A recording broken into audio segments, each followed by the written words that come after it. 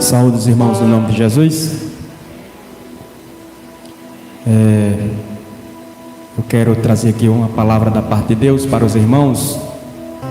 Na verdade é um estudo da palavra do Senhor e se encontra em Mateus, Evangelho escrito por Mateus, no capítulo de número 25.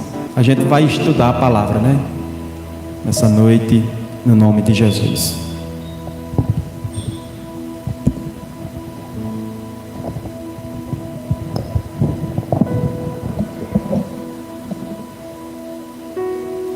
Evangelho de Mateus, capítulo de número 25, que fala sobre a parábola das 10 virgens.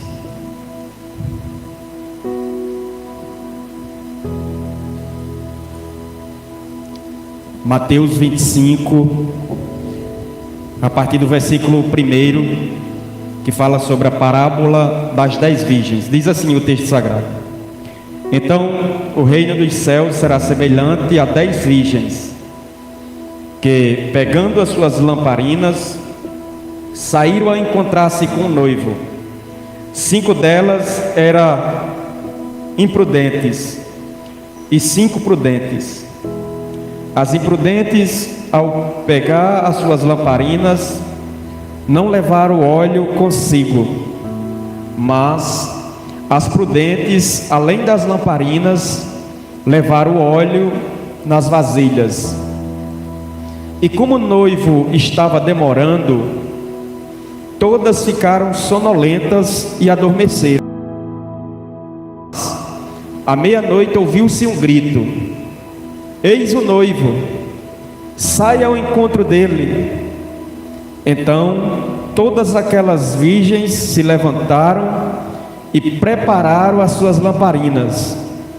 E as imprudentes disseram às prudentes: Dei a nós um pouco do óleo que vocês trouxeram, para que as nossas lamparinas, porque as nossas lamparinas estão se apagando. Mas as prudentes responderam: Não, porque então vai faltar tanto para nós como para vocês. Vão aos que vendem e compre óleo para vocês. E saindo elas para comprar, chegou o noivo, e as que estavam preparadas entraram com ele para a festa do casamento e fecharam a porta. Mais tarde chegaram as virgens imprudentes, dizendo: Senhor, Senhor, abra-nos a porta. Mas o noivo respondeu: Em verdade lhes digo que não as conheço. Portanto, vigiem, porque vocês não sabem o dia nem a hora. Louvado seja Deus. Podeis assentar os irmãos? Eu quero nessa noite falar um pouco com os irmãos sobre essa parábola. E o tema que eu quero compartilhar com os irmãos é: despertemos para a vinda do grande rei. A gente precisa se despertar para a vinda do grande rei. Louvado seja o nome do Senhor. Essa parábola das 10 virgens ensina que somos responsáveis individualmente pela nossa condição espiritual. Eu preciso estar bem espiritual, e eu sou responsável por essa condição espiritual na minha vida. Nessa parábola, Jesus declara solenemente a impossibilidade, meus irmãos, de sabermos o momento da sua vinda. Ninguém sabe o momento da vinda de Jesus. E é por isso que é preciso estar preparados para tal acontecimento. Devemos estarmos prontos para esse momento, pois Jesus irá voltar a fim de levar seu povo para o céu. É por isso que precisamos estarmos preparados. Louvado seja Deus. E a vinda do Senhor Jesus será uma ocasião de grande alegria para os crentes fiéis, sendo comparada a um banquete de casamento. Casamento é um momento de alegria. Nunca vi um casamento ter tristeza, a não ser que seja naqueles casamentos antigamente que o noivo era obrigado a se casar com a noiva, né? E às vezes ele não ia muito feliz. Mas do contrário, casamento é um momento feliz. Então a vinda de Jesus Cristo nessa parábola é comparada a um casamento, um momento de grande alegria para os crentes que são fiéis. Como diz em 2 Timóteo, no capítulo 4, versículo 8, diz: desde já a coroa da justiça está guardada para todos os que amarem a sua vida. A coroa de justiça é para aqueles que amam a vinda de Jesus. Então, todo crente fiel, meus irmãos, ele ama esse momento, ele deseja, ele anseia, ele está aguardando ansiosamente esse momento, porque será um momento de alegria, um momento de regozijo, um momento de grande alegria para ele. Infelizmente, para muitos, será tempo de desengano, será tempo de julgamento e desespero. Essa parábola das 10 virgens, meus irmãos, quando a gente para e interpreta ela, a gente aprende algumas lições. Primeiro, que na parábola o reino de Deus será semelhante a 10 virgens. A parábola ela compara o reino de Deus como 10 virgens. Esta é uma das parábolas que ao longo do tempo já recebeu muitas interpretações, por ser um texto importante,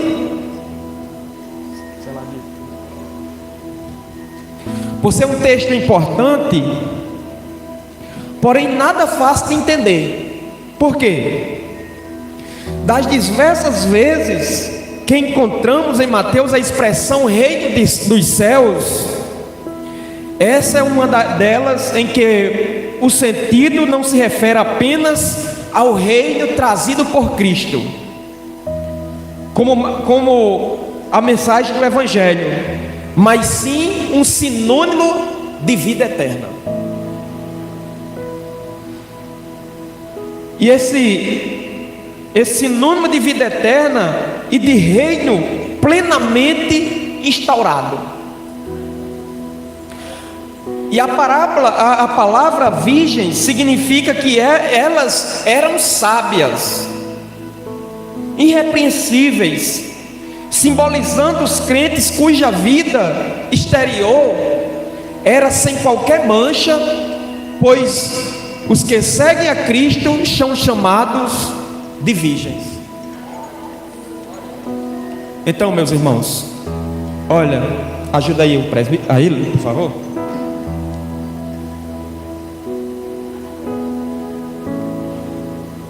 Então, meus irmãos, a palavra virgens simboliza nesse texto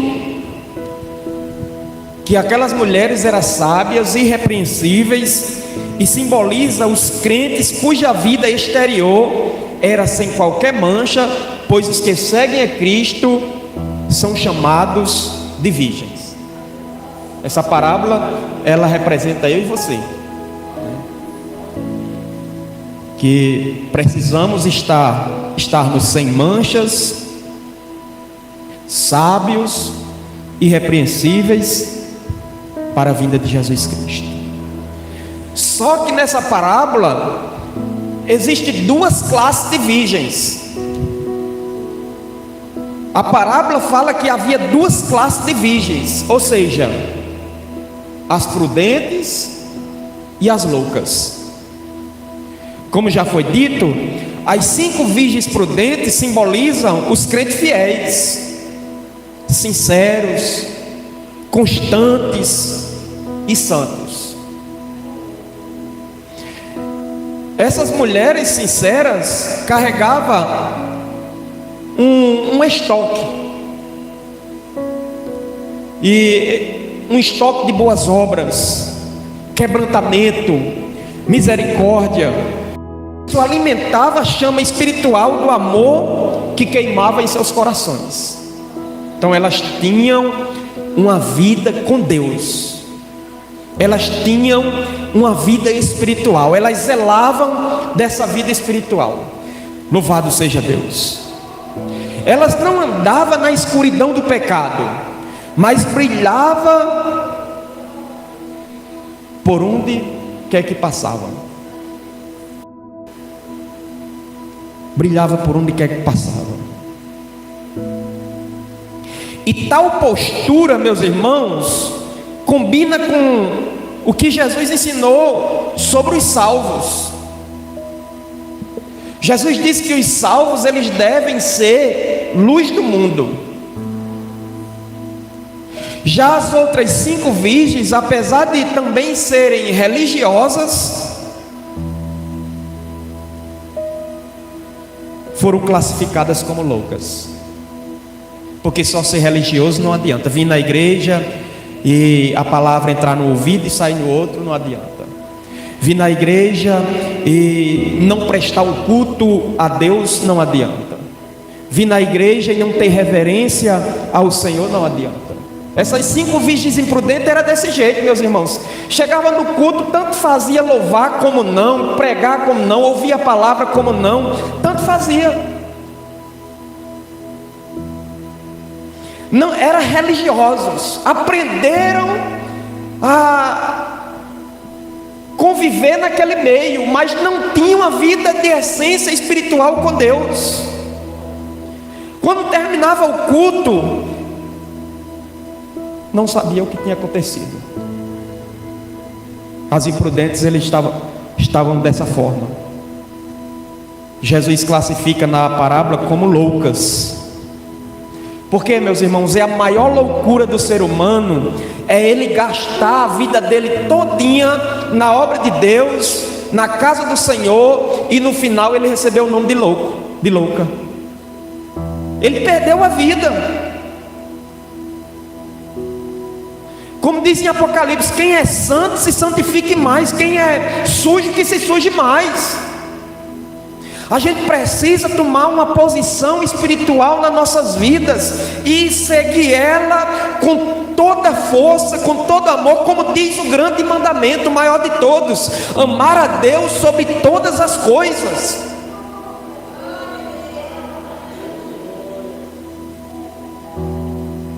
Elas foram as 5 virgens.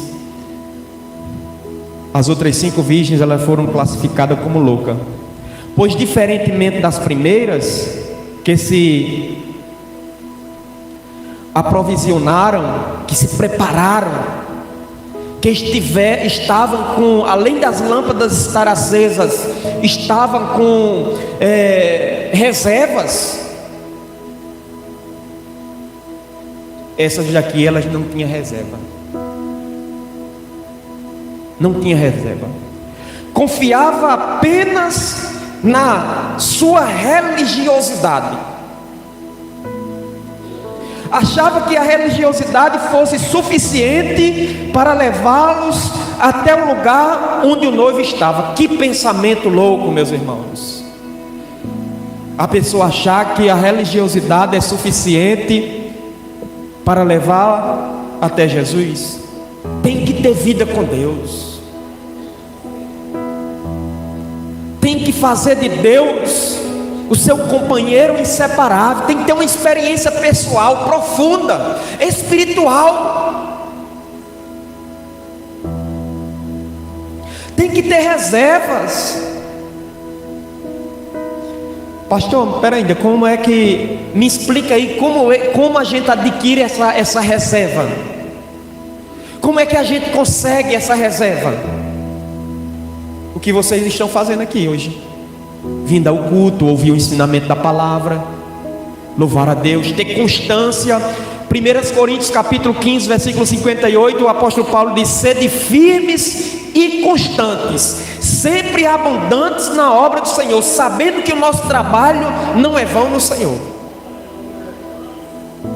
Essa constância que traz reserva para nossas vidas. Jesus disse: olha, vocês ajuntem tesouros do céu. Ajuntar tesouros dos céus, meus irmãos, é a gente trabalhar para Ele, fazer algo para Ele, viver para Ele, amar a Ele sobre todas as coisas.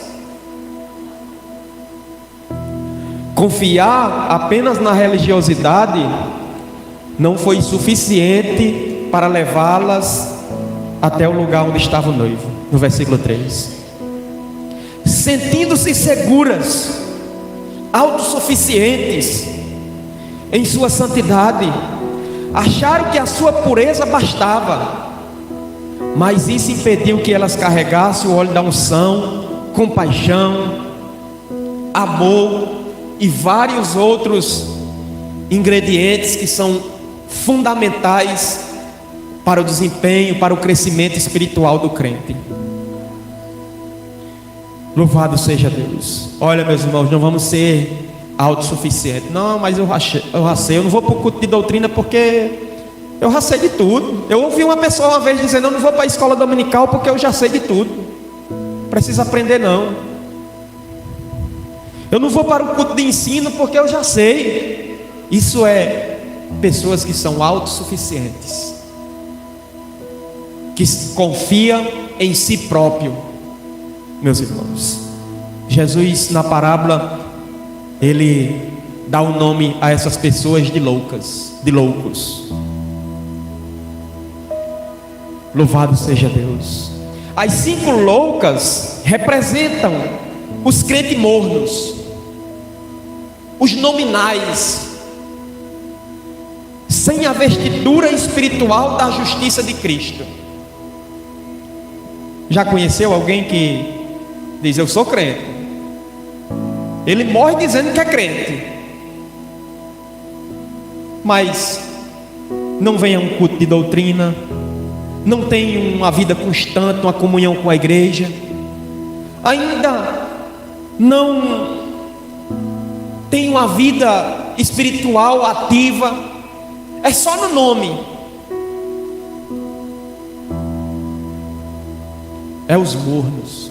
Jesus, uma certa vez ele escreveu através de João a uma igreja, uma das igrejas da Ásia, e ele disse: olha, vocês nem são morno nem quente.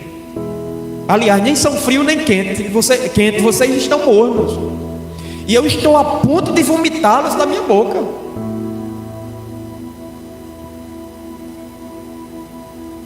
Ser morno na obra de Deus é um perigo. A gente tem que estar com as vestiduras espirituais da justiça de Cristo, estarmos ativamente, fervorosamente nos caminhos do Senhor. As virgens loucas apenas seguiam as práticas religiosas, aprendeu como era um culto. Eu sei que no culto o dirigente lá vai vai fazer uma oração inicial, depois vai cantar 2 hinos, depois vai ter a leitura, ora pela leitura, dá algumas oportunidades, depois dá a oportunidade ao pregador, ele faz uma pregação, depois dá a oportunidade a alguém para cantar um hino, recolhe as ofertas e depois faz a oração encerrando o culto. Sabia da liturgia decorada do culto, mas, meus irmãos, não tinha vida espiritual com Deus. Era pessoas que prática religiosa, mas não tinham a vida espiritual. E isso não foi suficiente suficiente para manter a chama do Espírito de Deus em seus corações. Agora imagina aí, meus irmãos, a gente que está buscando a Deus, está vindo aos cultos, a gente às vezes é tomados, esse espírito de religiosidade às vezes quer tomar a nossa vida. Imagina aqueles que não têm uma prática religiosa, que se acha autossuficiente, não precisa ir para a igreja não, eu só vou na igreja quando for o culto da vitória. Quando é o culto da vitória? Uma certa vez eu saí para evangelizar, o rapaz disse: quando é o culto de libertação lá na sua igreja? Eu digo: rapaz, lá qualquer culto é de libertação, não tem esse culto específico para a libertação não. Se chegar um endemoniado, pode ser no culto de oração, pode ser no culto de ceia, pode ser, ele vai receber a libertação. Olha, meus irmãos, só estando com a lâmpada acesa, com reservas, é que a gente consegue manter a chama do Espírito acesa no nosso coração. Porque o noivo pode demorar. Ele pode vir hoje, mas pode demorar. E se demorar, se a gente não tiver com a chama acesa? O profeta Abacuque, ele fez uma oração sincera diante de Deus. Ele disse: Senhor, aviva a tua obra no decurso dos anos. Porque ele sabe que no decurso dos anos, às vezes bate o cansaço, bate a frieza. Mas aí, quando bate a frieza, bate o cansaço, a gente tem reserva. Vai lá, abastece, reacende a chama e continua a caminhar na obra de Deus. O que representa o azeite nessa parábola? O azeite na Bíblia é símbolo do Espírito Santo, posto que sua missão é ungir, iluminar, purificar, separar. O azeite tem essa função. Nessa parábola especificamente representa a presença do Espírito Santo, que aliada à fé verdadeira e à santidade necessária, à salvação. Portanto, meus irmãos, ter azeite nesse caso vai além de falar em línguas estranhas ou das manifestações do poder, pois indica a necessidade de evidenciar o fruto do Espírito na nossa vida.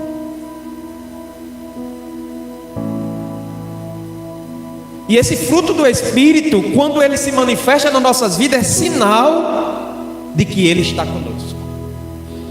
Mateus capítulo 7, versículo 16 ao 20, você vai ver isso.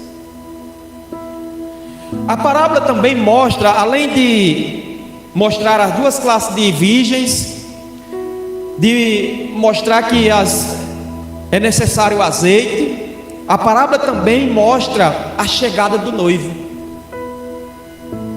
Os cristãos primitivos, eles viviam na expectativa do retorno de Cristo ainda na sua geração. Eu acredito, irmão David, que um dos motivos deles vender as suas propriedades, fazenda e depositar aos pés dos apóstolos era exatamente por isso, que eles não tinham expectativa de uma vida longa não. Eles achavam que Jesus já vinha naquela época ali e queria gastar tudo na missão para ganhar almas, investia tudo que eles tinham. O noivo chega na parábola, e todos os crentes, meus irmãos, devem viver assim, na expectativa de que Cristo está vindo a qualquer momento, pois não sabemos em que hora tal acontecimento se dará. E nessa parábola Jesus fala a respeito dessa imprevisibilidade. Não tem algo previsto, um dia, uma data. Alguns homens já tentaram datar, mas erraram. Foram tidos como mentirosos, porque ninguém sabe o dia nem a hora em que o Filho do Homem virá. O noivo Jesus, na parábola, chegara à meia-noite, ou seja, um momento em que a terra estará completamente imersa pelas trevas. Olha, meus irmãos, não se assuste. Jesus usou essas palavras: não se assuste, porque a terra, o sistema, ele tende a piorar. As trevas tendem a aumentar. O mundo ficará imerso em densas trevas. E ao afirmar isso, Jesus declara que ele voltará no momento em que a humanidade estiver envolvida com maior intensidade nas trevas do pecado. É por isso que precisamos estarmos atentos, vigilantes, sóbrios, cuidadosos, zelosos, para que a chama não se apague. Será nessa hora que a chama do amor de muitos se apagará. Mateus, no livro de Mateus está escrito isso, que no final dos tempos o amor de muitos esfriaria. Haveria guerras, terremotos, maremotos, pestes, fomes. E a gente tem visto esses sinais, meus irmãos. Filho contra pai, irmão contra irmão. Eu estava vendo aí no jornal um filho que matou o pai nesses dias. Isso é a palavra se cumprindo. O mundo entrando em densas trevas. Louvado seja Deus. Contudo, meus irmãos, nesse momento a luz dos fiéis tornar-se-á ainda mais necessária e perceptível. Vocês sabem que a luz em meio às trevas, ela fica mais em evidência.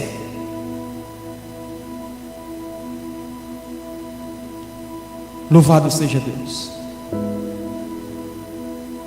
E virá o grande acontecimento que a gente está esperando, o arrebatamento da igreja, que é iminente. Iminente significa próximo. A importância da vinda de Jesus. Louvado seja Deus. Essa doutrina da segunda vinda do Senhor Jesus, meus irmãos, ela pode ser percebida pelos números que dão conta de que há mais de 1.500 referências a ela no Antigo Testamento e cerca de 300 no Novo Testamento. O apóstolo Paulo, só o apóstolo Paulo, ele mencionou esse acontecimento 50 vezes.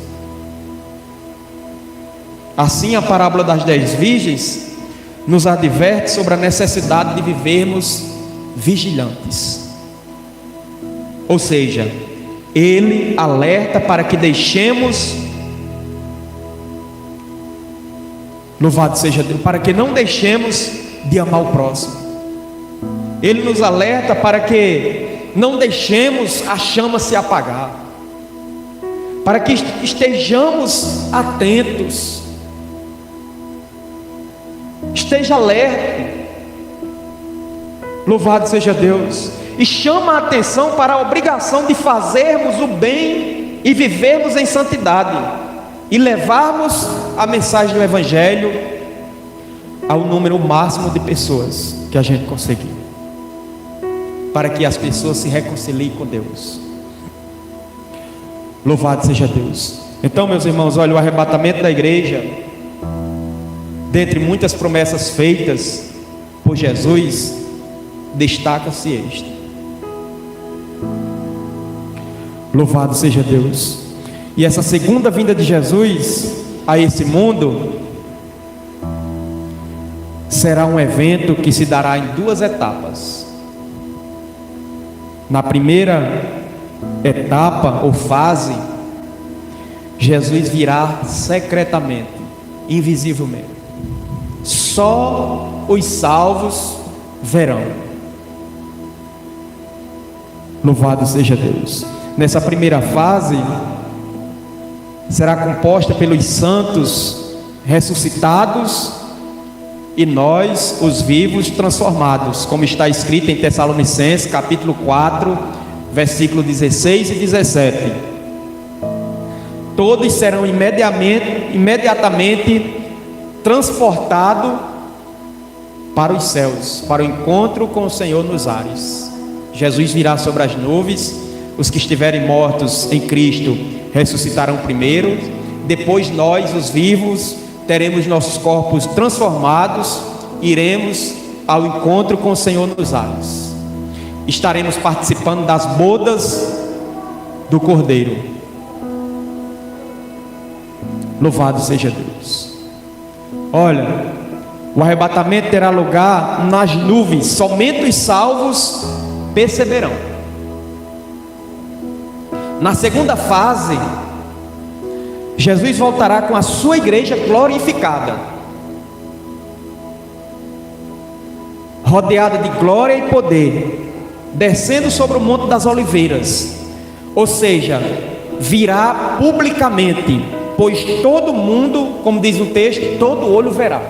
Na segunda fase, ele verá visivelmente com a igreja. Todo olho verá. Louvado seja Deus.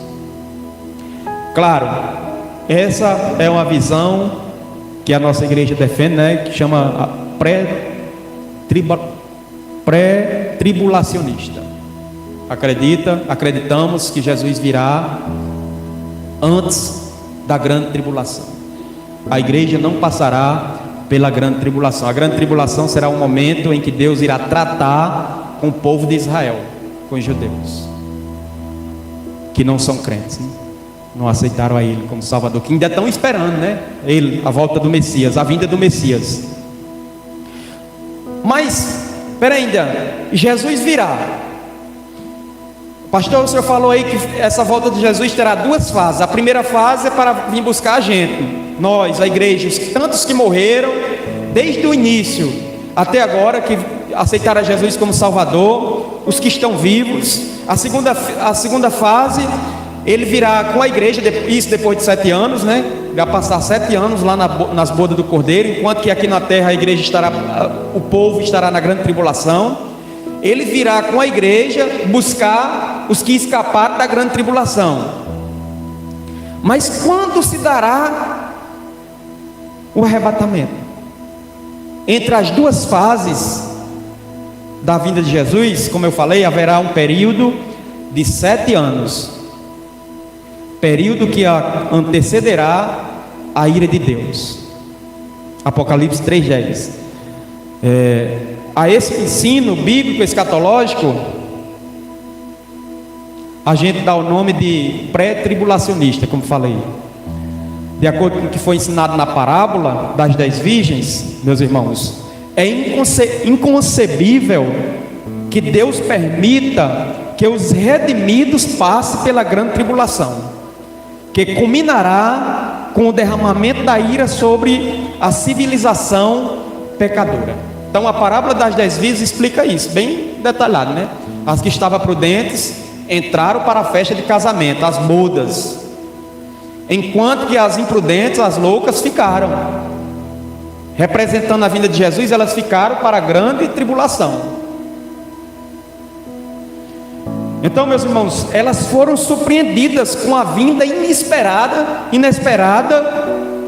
do noivo, indicando que a parábola das 10 virgens refere-se aos crentes vivos, fiéis e infiéis, antes da grande tribulação.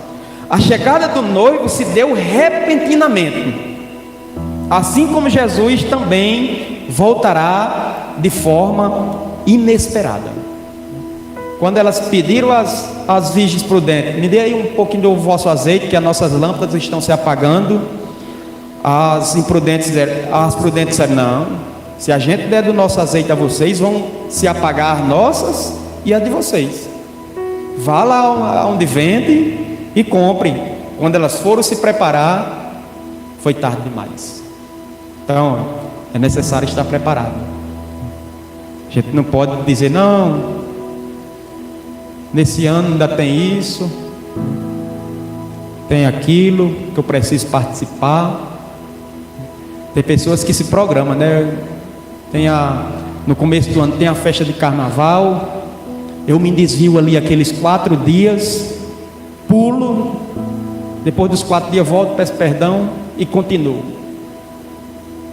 Chega no meio do ano, tem a festa de São João, danço forró para cair a sola dos pés. Depois do São João eu volto. E aí vai estendendo, e Deus com a paciência dele, porque a Bíblia diz que Jesus não veio ainda porque ele é paciente.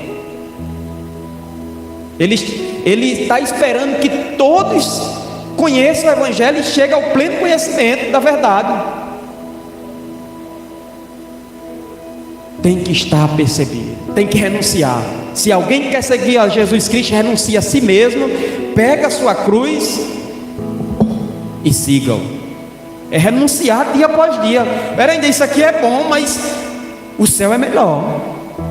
Peraí, esse pecado aqui é agradável, é atrativo, mas a vinda de Jesus Cristo, o Rei de Deus, é melhor, é infinitamente melhor. Por essa razão, devemos estarmos preparados com vestes brancas, porque a volta do Senhor ocorrerá no momento que menos imaginarmos. Meus irmãos, deixa eu ser sincero aqui com vocês: o que terá de crente que ficará não é brincadeira. Mas espera aí, por que você diz isso, pastor? Porque o texto diz que quando Jesus volta com a igreja, depois de 7 anos, a igreja diz assim para Jesus: Senhor, quem são esses? Aí Jesus diz: esses são os que vêm da grande tribulação, são tantos como a areia do mar.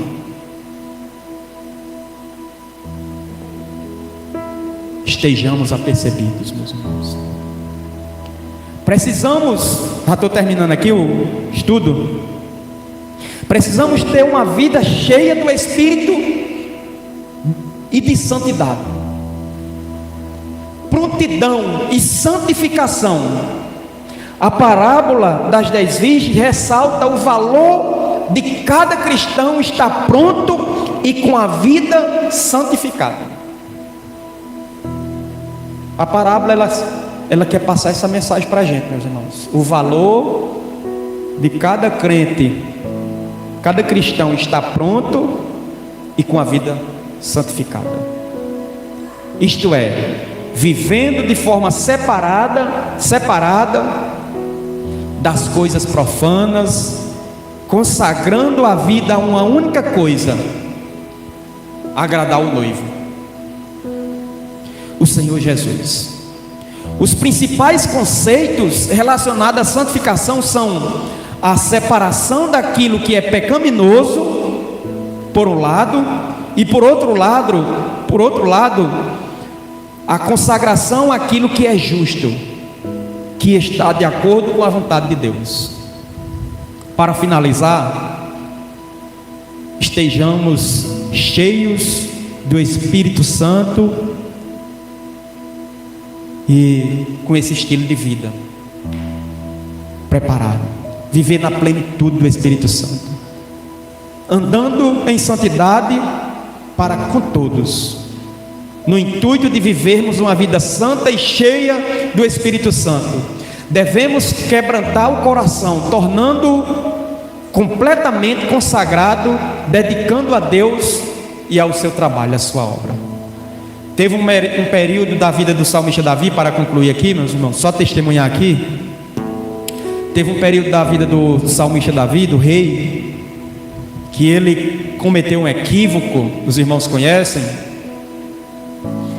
e ele foi tomado por uma tristeza tão grande, que no Salmo de número 51 ele faz uma oração e diz: Senhor, não retira de mim o teu espírito, renova em mim a alegria da salvação. Olha, meus irmãos, nosso compromisso é agradar ao Senhor, andando em santidade de maneira fiel e leal a Deus, à família, à igreja, ao nosso pastor, aos nossos irmãos de fé. Não podemos perder de vista que a promessa de uma vida plena e cheia do Espírito Santo são fatores indispensáveis para quem está aguardando a vinda de Jesus Cristo. Assim como as virgens prudentes, devemos estar com as lâmpadas acesas, cheias, para irmos ao encontro do noivo. Agora imagina aí comigo, nós aqui, de repente, a gente escutar sair um estrondo, um barulho, o céu abrisse um buraco e Jesus descesse sobre as nuvens, os mortos, as sepulturas se abrindo, devolvendo eles, nós vivos tendo esses corpos transformados, semelhante ao corpo de anjo, corpo glorificado, e subindo ao encontro de Jesus nas nuvens. Isso vai acontecer a qualquer momento. A qualquer momento vai acontecer. João, ele no seu cântico, ele disse: Maranata, ora vem Senhor Jesus. Você pode dizer isso comigo hoje? Maranata, ora vem Senhor Jesus. Será um momento glorioso para nós, igreja do Senhor. Existe uma cidade santa, irmã Rita, preparada para nós no céu, ruas de ouro. O ouro aqui que é tão cobiçado. A única coisa que eu tenho de ouro aqui nessa terra é isso aqui, ó. Acho que não vale R$300, meu irmão. Lá no céu, irmão David, a gente vai pisar, né? E não é esse ouro dourado aqui não, é aquele ouro mais caro que é o dourado, né? É o transparente, é o ouro puro. Está preparado. O apóstolo Paulo, ele tentou explicar para a igreja, ele não conseguiu explicar. Ele disse: olha, aquilo que olhos não viram, ouvidos não ouviram, nem passou no coração do homem, é o que Deus tem preparado para os que o amam. Deus tem preparado um céu para nós. Deus abençoe a todos, no nome de Jesus.